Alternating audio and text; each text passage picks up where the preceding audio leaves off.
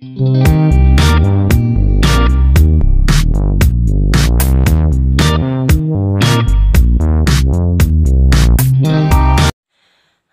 assalamualaikum warahmatullahi wabarakatuh. Ketemu lagi sama Bulia Isna ini di sini di pelajaran IPS. Ya. Pada pertemuan kali ini atau pembelajaran kali ini, Ibu akan menjelaskan tentang kehidupan masyarakat pada masa Hindu dan Buddha bagian pertama. Nah, yang bagian ini Ibu akan menjelaskan hanya dua saja. Yang pertama adalah masuknya kebudayaan Hindu-Buddha ke Indonesia. Nah, ini diawali dari adanya hubungan dagang antara India dengan Cina. Nah, dulu ini mereka melakukan perdagangan itu atau perjalanannya melalui jalur darat. Di antaranya ada Cina, Asia Tengah, ke India, sampai ke Eropa. Nah, ini biasanya disebutnya sebagai jalur sutra. Kenapa disebut sebagai jalur sutra? Karena yang mereka perdagangkan adalah kain sutra. Tapi sebenarnya bukan hanya kain sutra saja. Di sini juga mereka berjualan wewangian ataupun rempah-rempah. Nah, sejak awal abad Masehi, mereka melakukan peralihan jalur karena mereka anggap bahwa jalur darat itu sudah tidak aman lagi. Kenapa tidak aman? Nah, kita bisa lihat dari struktur geografisnya. Kalau jalur darat itu berarti harus melewati gunung, melewati lembah, sungai, ataupun bahkan ke padang pasir, ke gurun gitu. Maka mereka melakukannya akhirnya dialihkan ke jalur laut. Nah, jalur yang terdekat antara India dengan Cina itu ya berarti harus melewati Selat Malaka. Nah, dari situlah agama Hindu-Buddha mulai masuk ke Indonesia. Kenapa bisa? Karena ketika mereka melewati Selat Malaka, ya otomatis mereka akan singgah di wilayah Indonesia. Apalagi ketika mereka harus melanjutkan perjalanan itu kan mereka menggunakan yang namanya arah angin. Nah, untuk menunggu arah angin yang tepat, mereka banyak tinggal di Indonesia atau sementara tinggal di Indonesia. Nah, disinilah mulai terjadi percampuran kebudayaan atau mulai adanya pengaruh-pengaruh kebudayaan Hindu-Buddha di Indonesia. Nah, ada beberapa teori yang menyebutkan bahwa masuknya Hindu-Buddha itu dipengaruhinya oleh apa saja. Nah, di sini yang pertama adalah adanya teori Waisya. Ini dikemukakan oleh N.J. Krom. Beliau mengemukakan bahwa masuknya kebudayaan Hindu-Buddha di Indonesia itu dibawa oleh para pedagang. Nah, para pedagang itu singgah di Indonesia, terjadi kontak dengan orang Indonesia, akhirnya banyak orang-orang India yang menikah dengan orang Indonesia dan mempengaruhi keluarganya. Makanya terjadilah percampuran kebudayaan Hindu-Buddha dengan Indonesia. Teori yang kedua adalah teori kesatria. Teori kesatria ini dikemukakan oleh C.C. Berg, yaitu mengemukakan bahwa Hindu-Buddha masuk ke Indonesia itu dibawa oleh para kesatria yang mereka itu membantu orang-orang Indonesia atau suku-suku Indonesia ketika berperang. Nah, ketika terjadi kemenangan, banyak orang-orang Indonesia yang menikahkan anaknya sebagai imbalannya. Nah, disitulah akhirnya terjadi percampuran kebudayaan atau mulai masuk dan menyebarnya Hindu dan Buddha. Lalu teori kesatria yang kedua dikemukakan oleh Mukherjee. Pendapat Mukherjee itu hampir sama dengan pendapatnya C.C. Berg, yaitu para kesatria yang memenangkan pertikaian yang dilakukan oleh suku-suku di Indonesia. Mereka menikah dengan orang-orang Indonesia dan terbentuklah koloni-koloni kesatria dan terjadilah muncullah sebuah kerajaan. Teori kesatria yang ketiga yaitu dikemukakan oleh J.L. Moons, ya. Nah, di sini pendapatnya bahwa terjadi kerusuhan di kerajaannya yang di India sana, maka banyak keluarga-keluarga kerajaan itu melarikan diri ke wilayah Indonesia. Nah, itu tentang teori kesatria.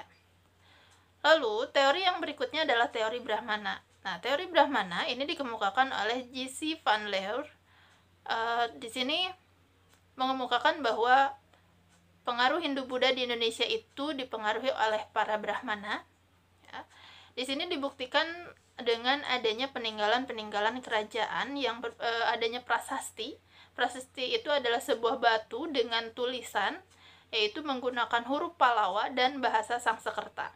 Nah, kenapa dia mengemukakan seperti itu? Karena yang bisa atau yang menguasai huruf Pallava dan bahasa Sanskerta adalah golongan Brahmana.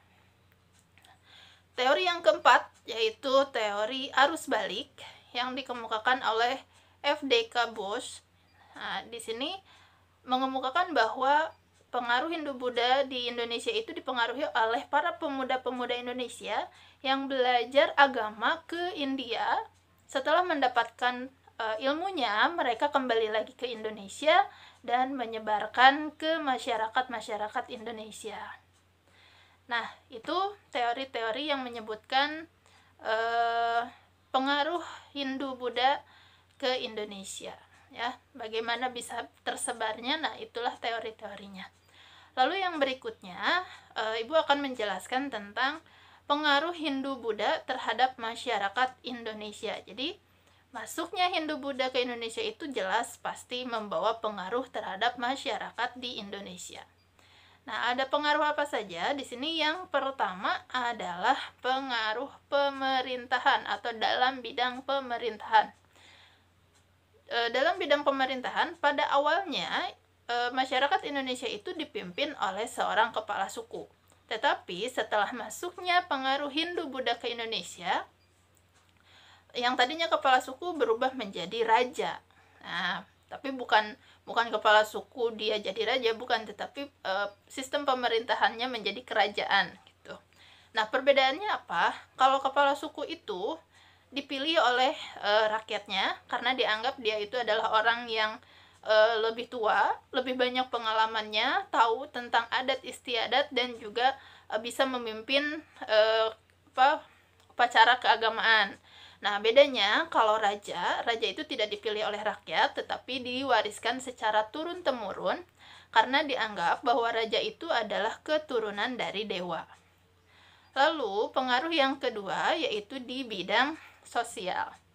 Nah, adanya sistem kasta di sini. Sebelumnya tidak ada, masyarakat Indonesia adalah sama, tetapi setelah masuknya kebudayaan Hindu-Buddha, di sini terbentuk sistem kasta. Ada apa saja? Nah, di sini ada piramida, ya. Yang paling atas itu ada Brahmana. Nah, Brahmana kenapa disimpan di paling atas? Karena Brahmana itu dipercaya lebih dekat dengan Tuhan dan jumlahnya pun lebih sedikit. Brahmana itu adalah pemuka-pemuka agama. Lalu yang kedua adalah golongan kesatria. Golongan kesatria berada di urutan kedua karena dia merupakan raja dan juga keturunannya ataupun pengikut-pengikutnya. Lalu yang ketiga adalah kasta Waisya. Waisya adalah para pedagang, ya, dan di sini jumlahnya juga sudah mulai banyak. Lalu yang keempat adalah Sudra. Sudra itu adalah budak ataupun masyarakat biasa. Sebenarnya ada lagi yang mengemukakan bahwa ada kasta yang kelima, yaitu kasta Paria. Nah, kasta Paria itu disebutkan bahwa kasta ini adalah orang-orang buangan dari kerajaan-kerajaan, ya. Orang tersebut melakukan sebuah kesalahan, akhirnya dibuang. Nah, itulah termasuk ke dalam golongan Paria. Oke. Pengaruh yang ketiga yaitu di bidang ekonomi. Karena adanya perdagangan antara India dengan Cina, ya, banyak yang singgah di wilayah Indonesia, terutama di wilayah Sumatera dan Kalimantan. Nah, di sini menjadi sebuah peluang baik dalam perekonomian Indonesia, karena Indonesia pun bisa melakukan perdagangan dengan orang-orang asing tersebut, gitu. Jadi selain daripada itu juga hasil-hasil atau barang-barang yang diperjualbelikan oleh orang-orang Cina ataupun India juga bisa diterima di Indonesia dan kebutuhan Indonesia pun bisa tercukupi. Lalu yang keempat adalah bidang agama. Nah, di sini Sebelumnya, ketika masa prasejarah, agama yang dianut oleh masyarakat adalah agama animisme, dinamisme, dan politeisme, atau agama yang percaya terhadap roh nenek moyang, benda-benda yang berkekuatan gaib, ataupun yang keduanya. Tetapi, setelah masuknya pengaruh Hindu-Buddha, maka masyarakat Indonesia pun mulai merubah kepercayaannya, yaitu menjadi agama Hindu ataupun agama Buddha.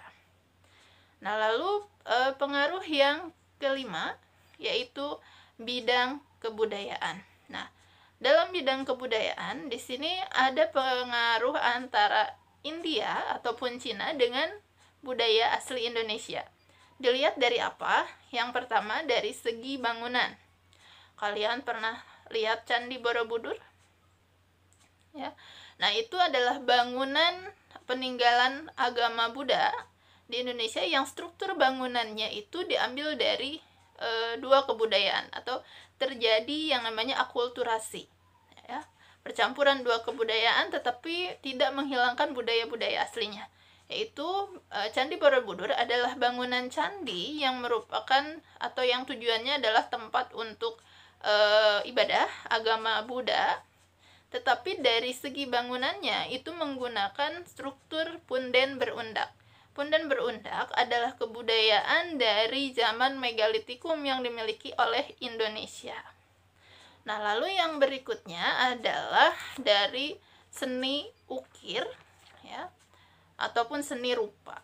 Ya, ini dilihat dari relief. Kalian tahu relief? Relief itu adalah lukisan atau pahatan yang terdapat di dinding-dinding candi. Ya, di sana diceritakan tentang perjalanan Sang Buddha, ya, tetapi dengan suasana Indonesia itu. Jadi ada sawahnya, ada rumah panggungnya, padahal di India tidak ada rumah panggung gitu. Lalu yang berikutnya adalah sastra dan aksara. Nah, untuk sastranya sendiri di sini banyak diambil cerita-cerita Brahmana, Ramayana, ya. Nah, tetapi diceritakannya itu melalui media yang dimiliki oleh Indonesia, yaitu adanya wayang. Jadi penyebaran agamanya itu atau menceritakan agama-agama atau kebudayaan-kebudayaan Hindu-Buddha itu ceritanya dari India, tetapi menggunakan media wayang yang asli dari Indonesia. Nah, itu saja mungkin yang bisa Ibu sampaikan hari ini. Mudah-mudahan bisa dipahami, ya. Untuk lebih jelasnya boleh nanti kalian langsung hubungi Ibu saja. Oke, untuk video kali ini Ibu cukupkan sampai di sini.